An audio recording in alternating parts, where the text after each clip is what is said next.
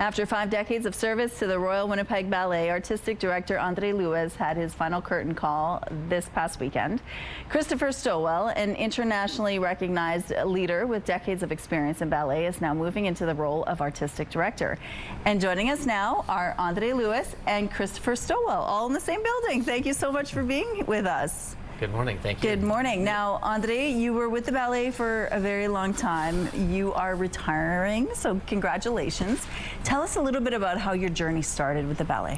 Well, it started, I came here with a bunch of friends in 1975. We did summer school. I liked it. I was offered a scholarship to study with David Moroney, who was a pupil of Nesta Tumeen, where I had studied in Ottawa.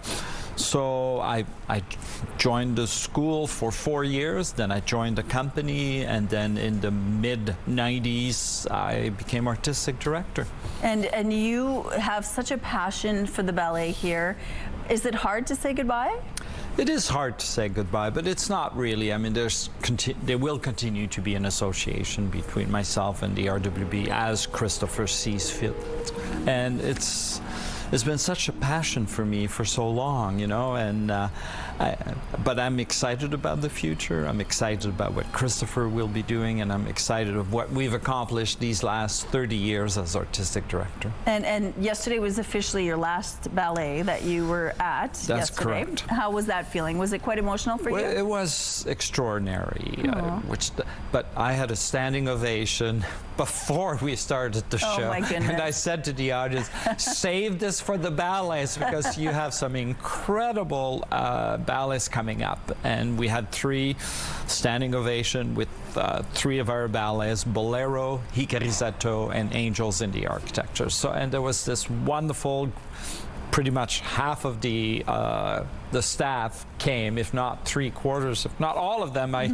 There were so many that came to drop a flower in front of me. So, and then audience members doing the same. So it was very touching, and I was very, very happy. Very surprised also. I had just told the stage manager, maybe do 1 extra call because it's my show. That's all I had expected. So it was probably really bittersweet going home last night when it was all over. Yeah, I never say, well, I say take the bitter out of it, just keep the sweet. Yeah. Because it's been, you know, it's something that I approached the board 3 years ago, that I wanted to step down. Yeah. And that we need to do that properly, so that when the new the incoming artistic director is there, is able to, there's beautiful transition. And we've had difficult transition between artistic directors, because after Arnold Spohr left, Henny Jurian came, was killed unfortunately in a car crash with his wife. And then John Meehan stayed for a few years, and William Whitener only stayed for a few years, but there was never a good transition, either because of circumstances or because, well, circumstances. Yeah. So I wanted it to be nice. And so that leads us to Christopher. Congratulations on getting this gig. We're so excited that you're in our city. Tell us a little bit about some of the experience that you're bringing with you to this job. Sure. First, I want to say you always have a home at RWB. Yes. And I insist that you and I do this transition smoothly, like it may not have happened in the past, and I know we will. So I feel really, really good about that. Dance has been part of my life since I was a child. My parents are both dancers and dance leaders, so I have somewhat unique experience and journey in the art form. I recently spent many years in Canada working with the National Ballet of Canada, and my husband is Canadian. So alongside having been a fan of the RWB when I was a teenager, because they used to tour to the United States all the time, and I just remember this really vibrant, distinct, completely unique ballet company. There was no cookie cutter, there was no formula, we didn't know what to expect. All the artists were individual. So that's been sort of my vision of the RWB since I was very young.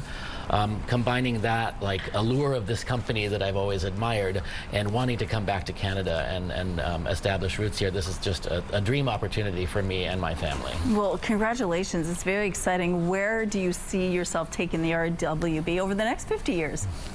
Well, it's a question I'm being asked a lot, and of course it's a monumental question. The first thing that always comes to mind is this organization was founded on a pioneering spirit, and that gives me and any leaders, anyone part of the organization, some really important freedom, I think.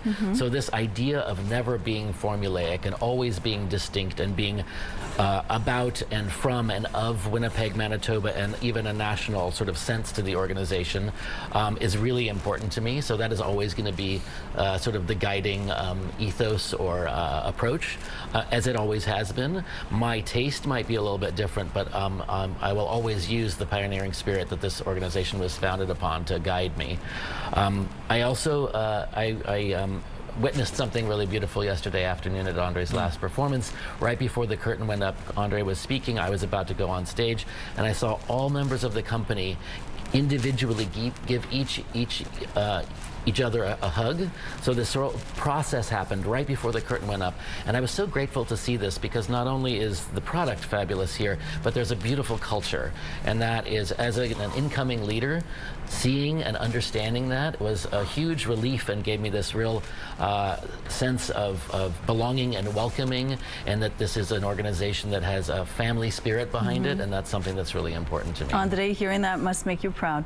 Yeah, I mean, I think we have a good culture. I always wanted to push that culture of we as artistic leaders are beneath our artists, to push them up, to elevate them to their utmost that they can accomplish. The old days was the opposite. You were at the top, you screamed until they rose to your level. Yeah. But we believe, and I know Christopher is exactly the same, and feeling that connection between the dancers all being very, because it can be super competitive and you can create a lot of tension, but we don't have that here. That's beautiful. And I think there's a team approach. André, thank you on behalf of CTV Morning Live for all the times that we've done lives with together. you and spending mornings with you. Congratulations. Thank you. Good retirement. And Christopher, thank you so much, and congratulations. Thank you so much.